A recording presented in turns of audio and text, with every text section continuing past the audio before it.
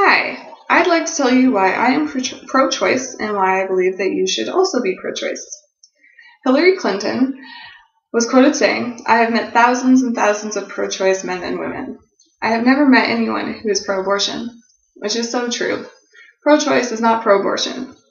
Pro-choice is the ability to control what happens to your body, whether that be going through with the pregnancy and either keeping that baby or giving it up for adoption, or open adoption, or one of the many choices, or being able to make the decision to have an abortion. Abortion has a very long history that goes back as far as you can remember. It's almost unbelievable. And things have really changed for the better, in my opinion. For instance, in 1860, 20 states had laws limiting abortion. But by 1970, 5 states had liberated abortion laws, which meant that women or her doctor could choose to abort if they so wanted to. In 1972, the Supreme Court allowed unwed people to use contraceptives. And in 1973, in Roe v. Wade, which is an extremely popular and well-known case in the Supreme Court, that case got rid of state laws that made abortion illegal, which is a huge step. And in 1977, a revised Hayde Amendment allowed states to deny funding for abortion except in cases of incest, rape, or if there were to be severe damage to the woman's health. In 1994, the Freedom of Access to Clinic Entrances Act forbade force, threats, or physical obstruction to prevent someone from either receiving or providing productive health services. In 2000, the FDA approved RU 486 as an abortion option in very early pregnancies, which is now known as the abortion pill. In 2003, Bush passed a law through Congress putting a federal ban on abortion procedures. The National Abortion Federation immediately challenged the law and put a stop to it for its members. The National Abortion Federation won its lawsuit against the federal abortion ban, and that law passed through by Bush was eventually eradicated, gotten rid of, which I personally think is a wonderful thing.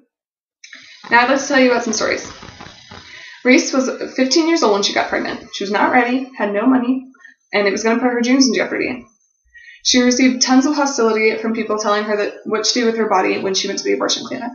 Now she is 19. She admits that she was too young and 100% not ready to be a parent, and is still 100% confident with her decision. Kathy was 34 years old and had always been pro-life till she got raped and pregnant. Ultimately, she chose to abort. Then she decided to become pro-choice. She said, "People can preach what they want. Until you are actually in a situation, you will never understand. I do not regret my choice, and we will fight to keep choice legal." I think that's amazing. I'm so proud of her for being strong enough to go through with that. This happens all the time to women, and it's unfortunate.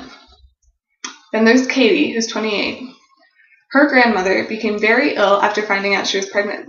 She went to the doctor, and the doctor told her that the baby had died and was rotting inside of her. At that time, it was illegal to do anything about it, and the doctor told her she was soon going to die. The nurse gave her a number as she left the hospital. The nurse told her, "Don't tell anybody I gave you that." The woman called the number.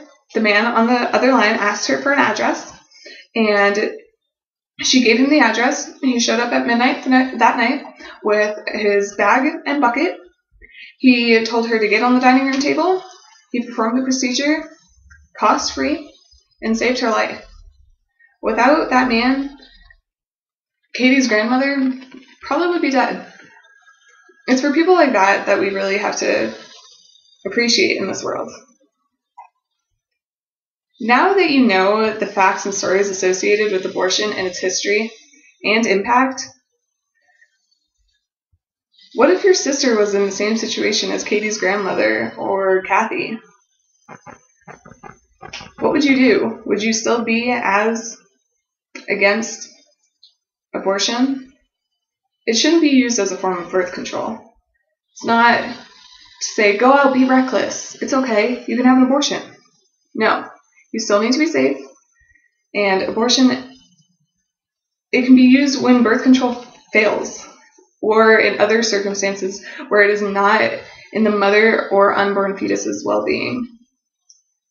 This is why I am pro-choice, and I believe that you should be too.